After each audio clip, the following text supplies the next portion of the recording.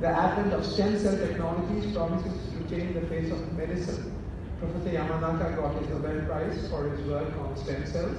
And if you come to my institute in Karachi University, the AGJ Research Institute of Chemistry and the Padmani Center for Molecular Medicine, you will find a very nice stem cell facility. So this is being used for repairing kidneys or damaged kidneys or hearts and so on. So there are lots of exciting work going on there. Next slide, please. This is part of a 3D printed kidney produced. Next. Cut off a tail of a lizard, it grows back.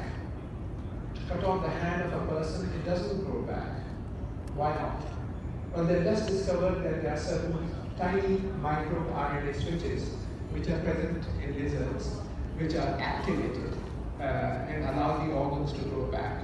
So they are looking now for similar switches in human beings to see if they exist and if we can similarly trigger them. So the sky is the limit for